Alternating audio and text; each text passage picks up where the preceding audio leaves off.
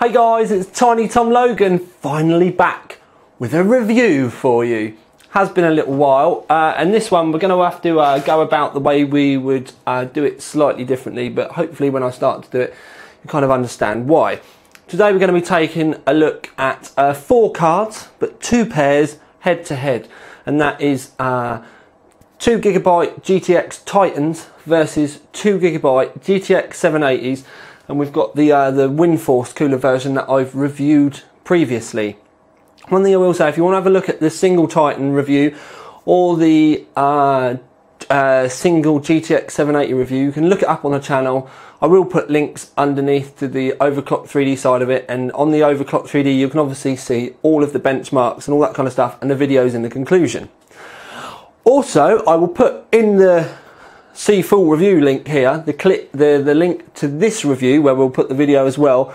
And I would say it's worth looking at the website side of this so you can see all the stuff in the graphs, because this review was quite an eye-opener, and there's a few of those results we weren't really prepared for. So what I will do is we can take a look at the rig, but it's this rig, and we've tested SLi, no overclocks, and in 2560 by 1440 only. We don't really see that there's any point us doing a 1080 results. Yes, the frames per second will be sky high, but we want to, you know, just keep it to the extreme stuff so that we've got, you know, some more comparable results, because we obviously want to try and stress these cards a little bit more. And also, technically, you would assume that the 2560 by 1440 may favour the Titans a little bit more, because obviously the 780s are 3GB VRAM and the Titans are 6GB VRAM. All of the results in the tests, well, you can see, like with Untitled and stuff, you can see the separate results that we did. But when it comes to games, the games are completely maxed out. We couldn't turn anything on or up even more. So that's just to give you a kind of an idea. But what we will do is I will find my remote, I will bring you in for a look at the rig just so that you can see it in the 900D, see the bits that we've used, and then what we will do is we'll move on to a chat about the results and everything, so all of our benchmarks and games and frames per second, all that kind of stuff, and then move into a conclusion. But for now, I need to be quiet.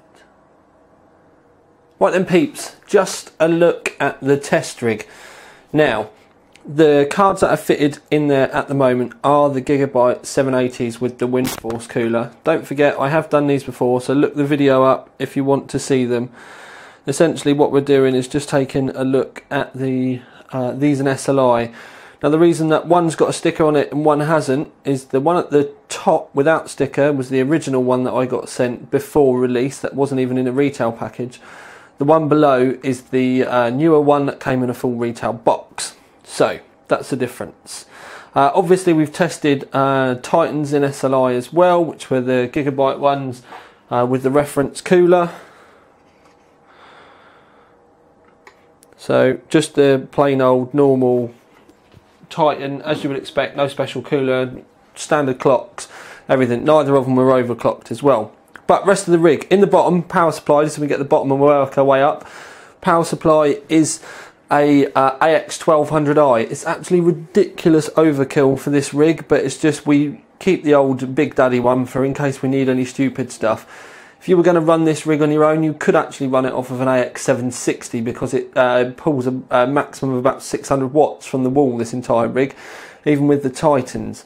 But if you went up to the 860i, you'd have a little bit more room, the headroom. The only reason if you were to get the AX1200i would be that passive fan, and it's only when it's under extreme load that that fan on the power supply would really spin up. So if you were going for a ridiculously quiet rig, then that could be a way to get around it. But to be fair, those fans, they're not noisy anyway, so it would be overkill, however you want to look at it. Anyway, we've got the we've got red individual braided, that's where I wanted the BR, braided cables in there. We've got an Asus Rampage 4 Extreme. We've got 16GB of Corsair Dominator Platinum 2133 with the separate light bar kits on it.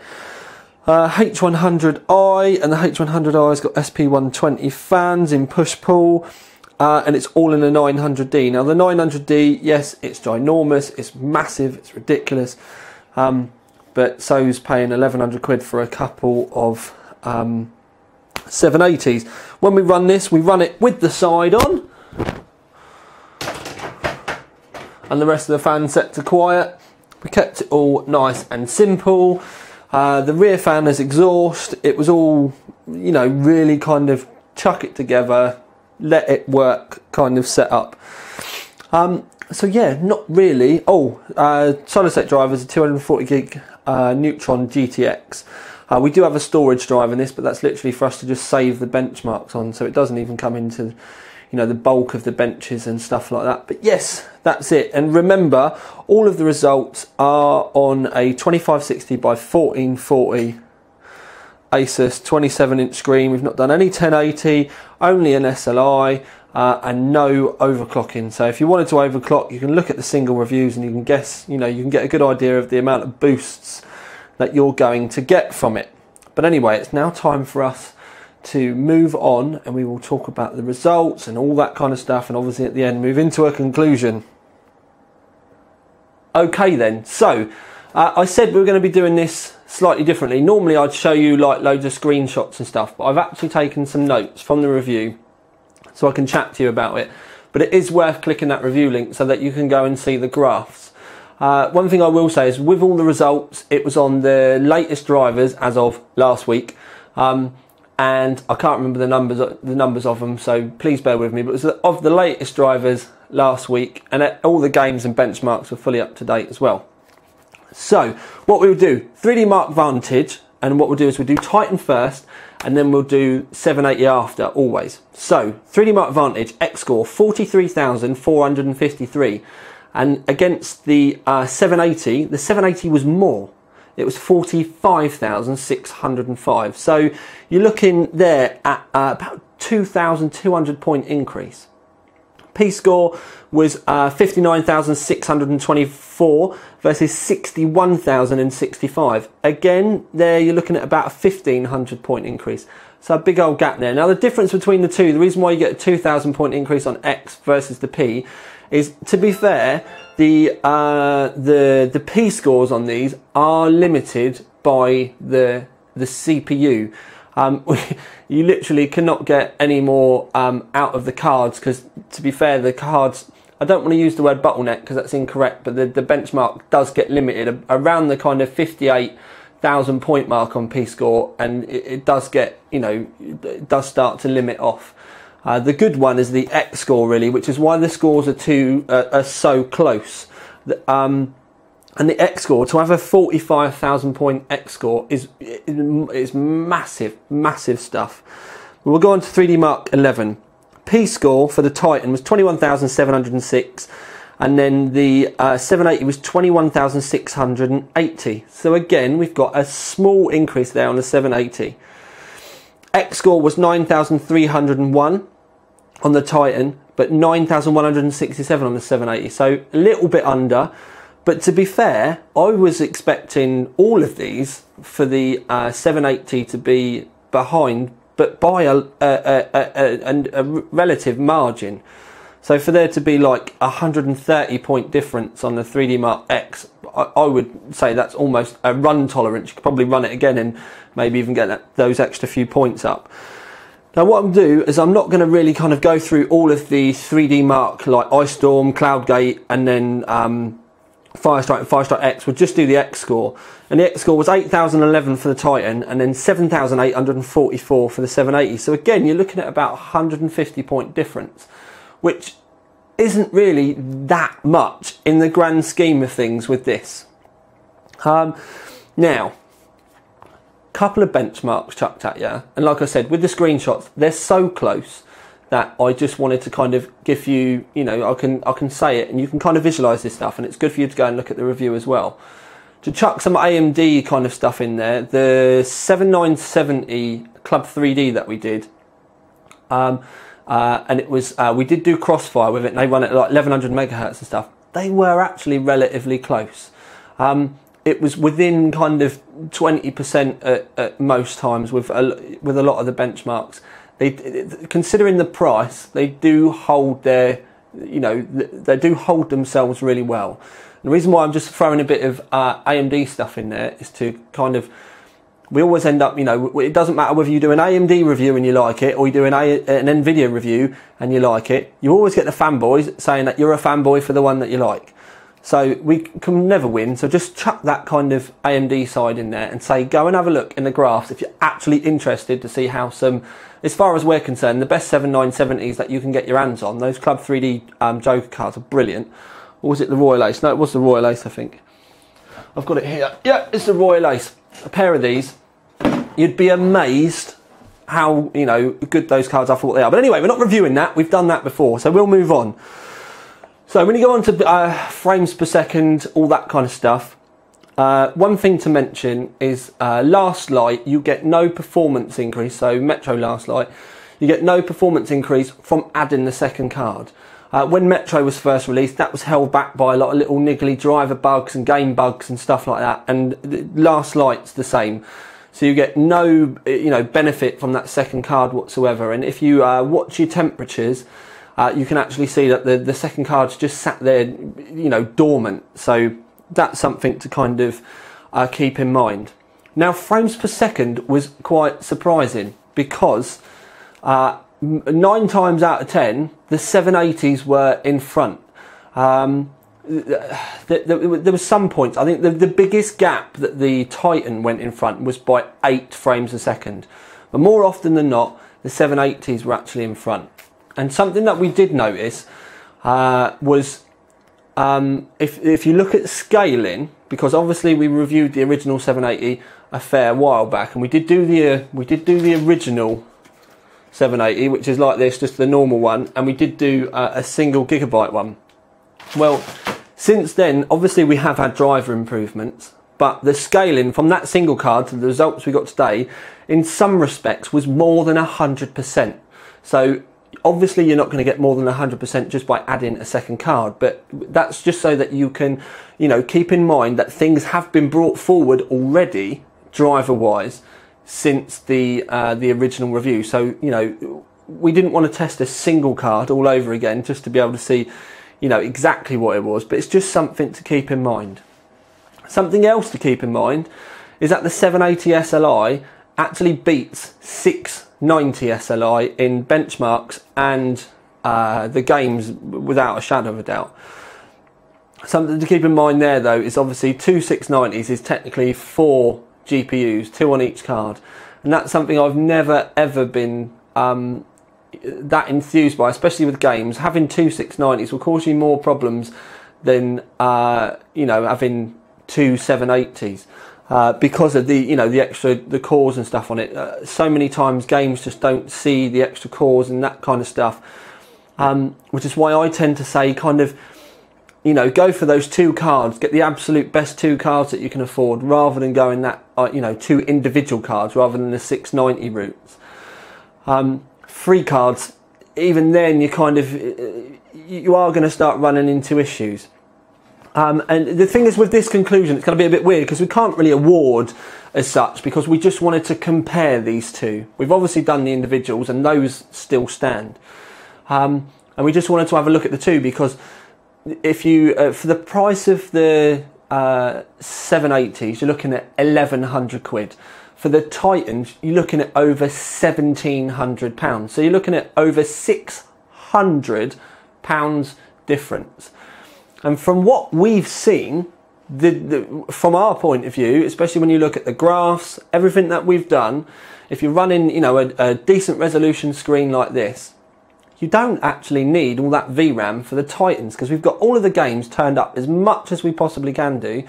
We're not getting near that 3 gig VRAM buffer, certainly not, you know, struggling with the power of the cards at all.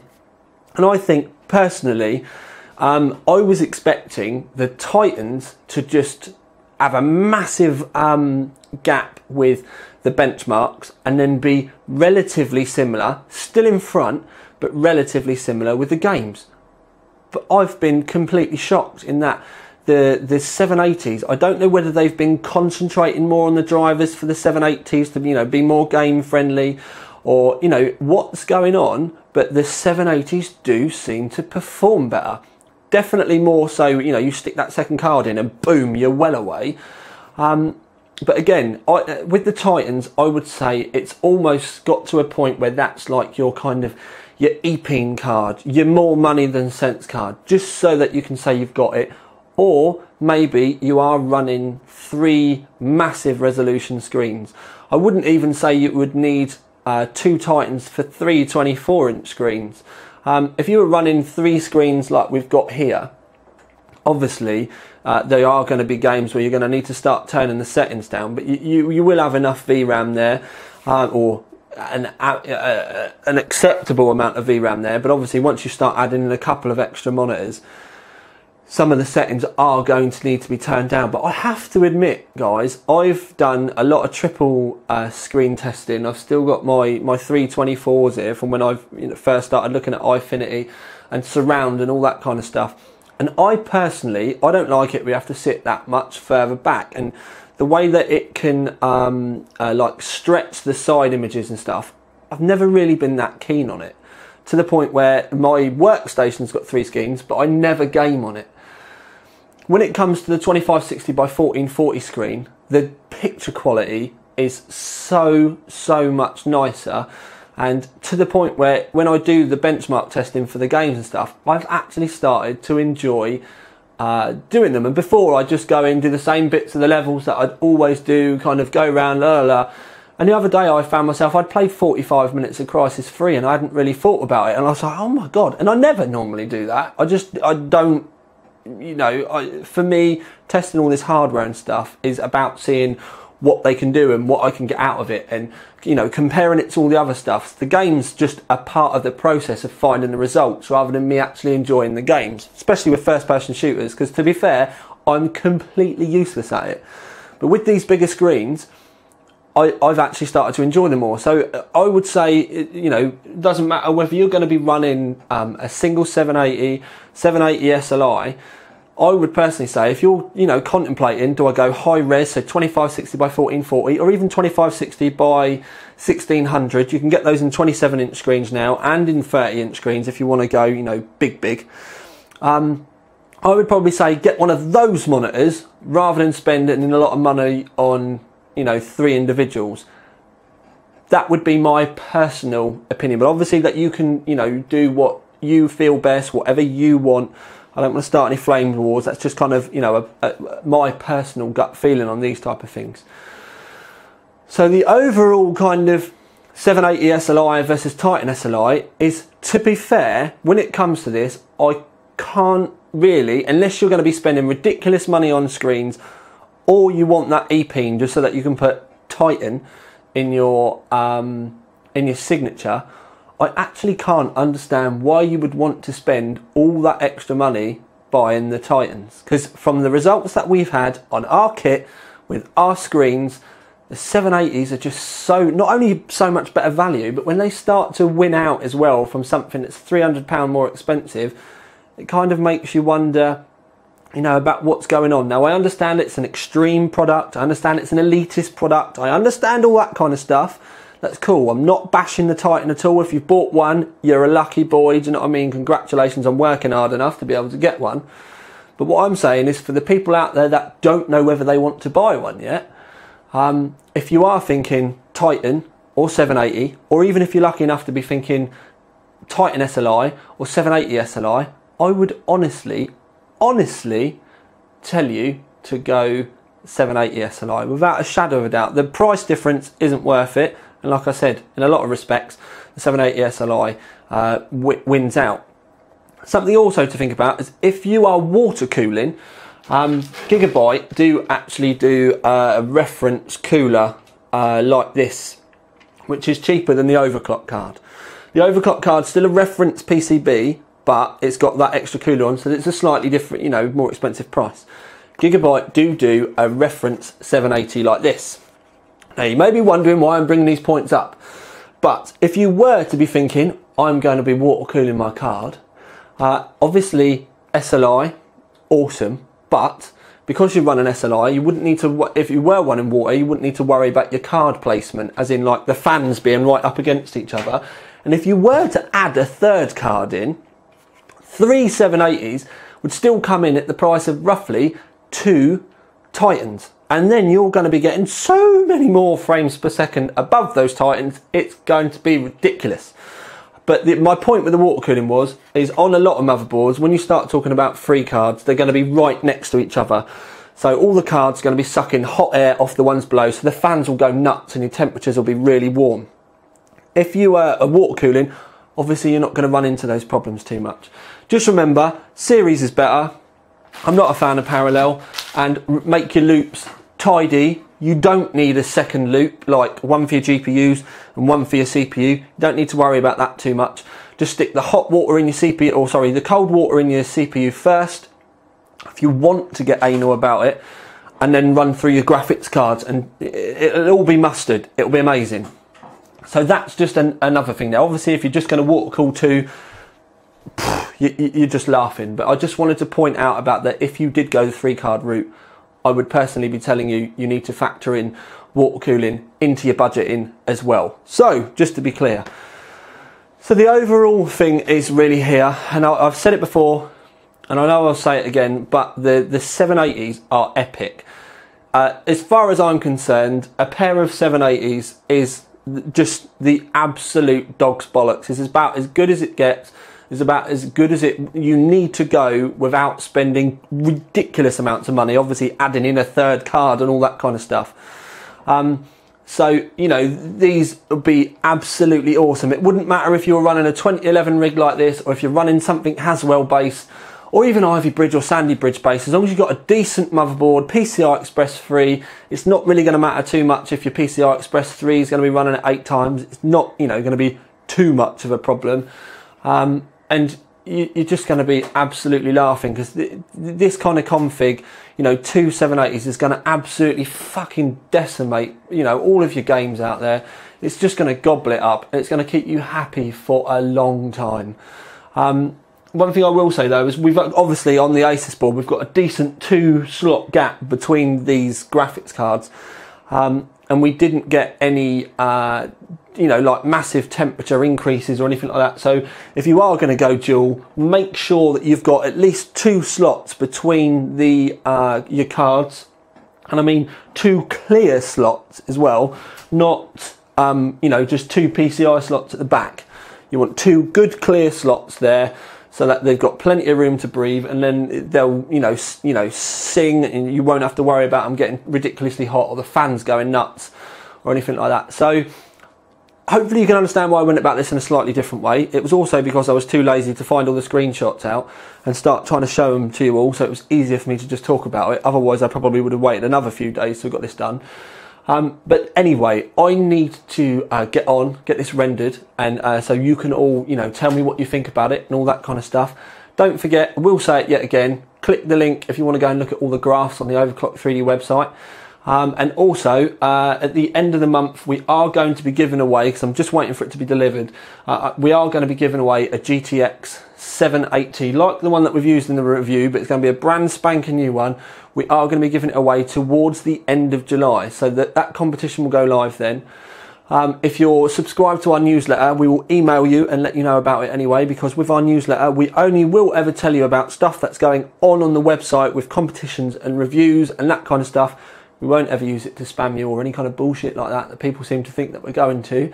But anyway, it's now time for me to retire gracefully, and I don't mean that as in I'm not coming back, but just that I need to go and make myself a cup of tea and sit down and chill out. So, this is Tiny Tom Logan. But how do I normally finish the videos? It's been so long. Anyway, this is Tiny Tom Logan with another video for you. Out. See, I remembered! Yeah!